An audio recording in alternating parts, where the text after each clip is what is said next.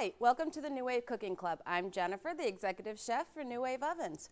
Today we're going to make something very simple, but we're going to add a few things and we're going to talk about measurements. We're going to do just a regular cornbread and I'm going to add some jalapenos to it because, once again, my family likes things hot. But I want to talk to you about a few things. If you just use your favorite cornbread mix, that you buy in the store.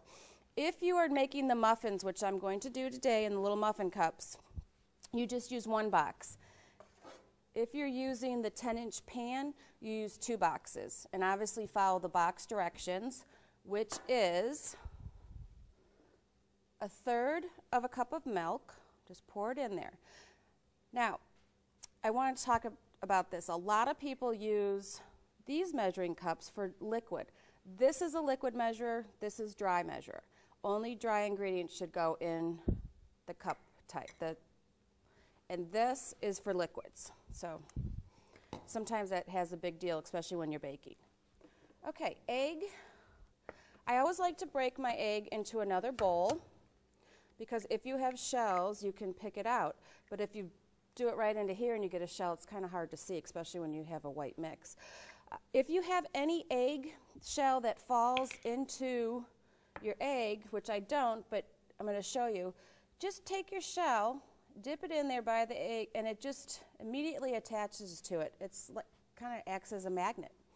So anyways, egg. I like to give it a little stir, a little break. I also just like to use my little mini whisk. Pour your egg in there. I'm going to even add it hotter than jalapenos. I'm going to add some cayenne. My husband's from New Orleans, and the hotter the better. These are just pickled jalapenos that I just diced up. Then you're just going to mix it. And today we're going to bake it right on the liner pan in these cups. But if you're using the 10-inch pan, you're going to want to use the 1-inch rack. Just make sure it's all incorporated. You can use a whisk if you want.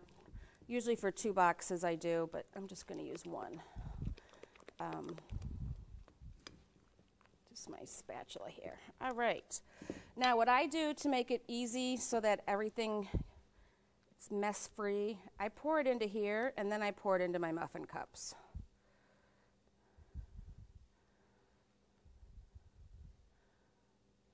All right.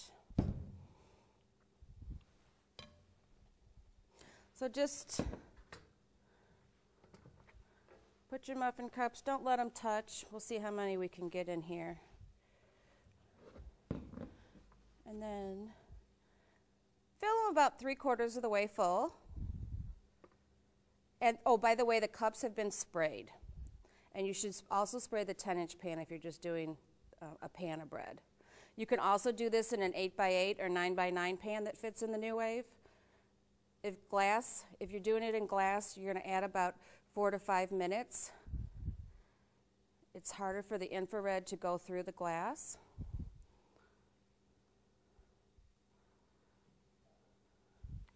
Let's see. All right. I'm just going to add one more little one here. All right, just for time's sake, I'm just going to bake that amount. Okay. Put our dome on, make sure that it's secured. We're going to give it cook time. Let's see, 10 minutes. Start. And I'll be back here in 10 minutes to show you some wonderful jalapeno muffins with some fresh butter. All right, our muffins are done. 10 minutes. And we're going to let them kind of sit. Well, I can't wait, so put one right here. And then just peel it off. Ooh, some fresh butter. I'll put this off to the side and show you this. Don't try, let them cool down. I've got hands of steel. Well, anyways, maybe I don't. But let them cool down and then take them out. And there you have it, cornbread jalapeno muffins. Till next time, have a great day.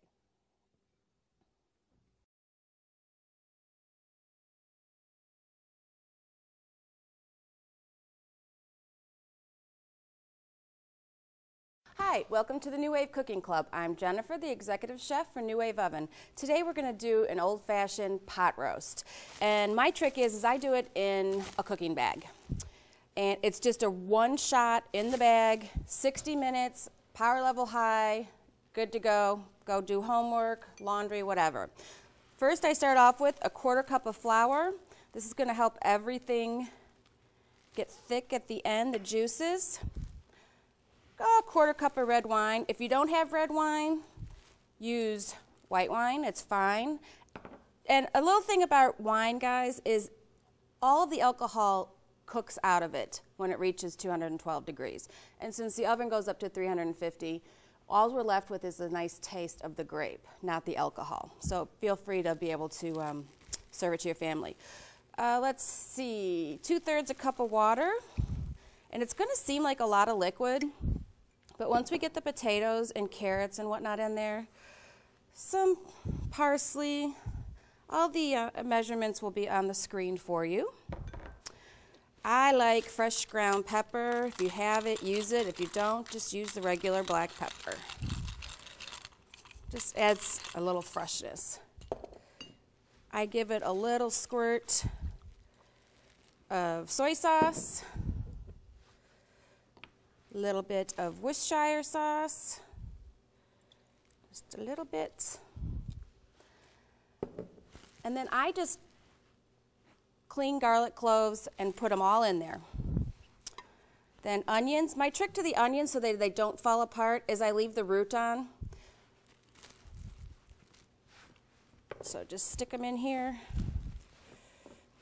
Now the carrots, you know, instead of everybody trying to cut them lengthways like this, you know, you could cut yourself.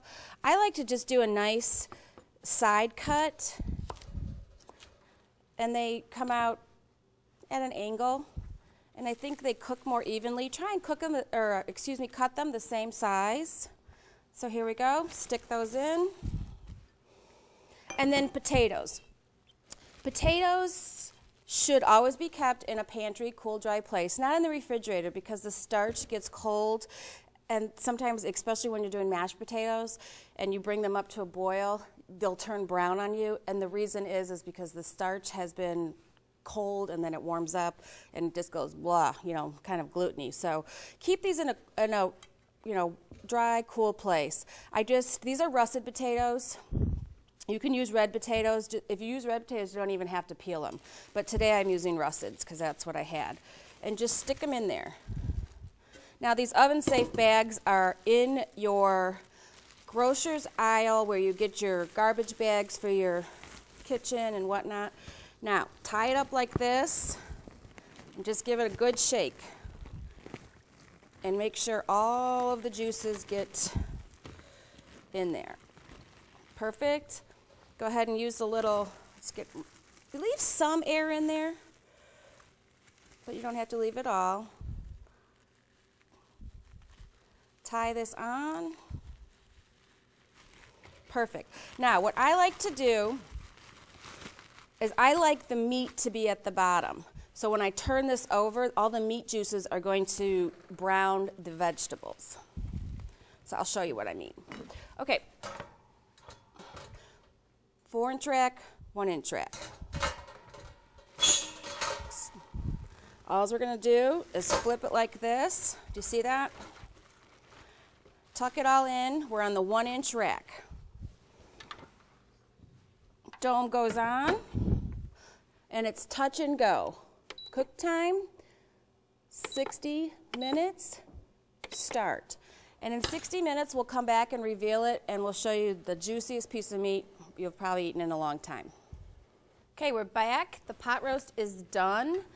To tell you the truth, guys, I added an extra 10 minutes onto the roast because when I stopped it the potatoes just weren't done enough for me. And, you know, cooking is trial and error. Sometimes you have to add 5-10 minutes. It's when we have to take away time that then possibly our product could be ruined. But anyways, very simply, take the bag, and I get the biggest platter I can. And if you're not into the show of it or whatever, but for you, I want to lay it all out and show you. Just open the top of the bag and scoop out that way. And then all I do is cut it. Oh my gosh, look at that. Yum. And then very carefully, and the bag is not hot. It's kind of like the tin foil. Let's get the bulk of it out. Oh, I can tell how tender that meat is just from picking it up. All right, can we see it here? And there you go. Yankee pot roast. We've got the nice carrots going, excuse me. Nice carrots, potatoes, and of course, the beef. Until next time, have a great day.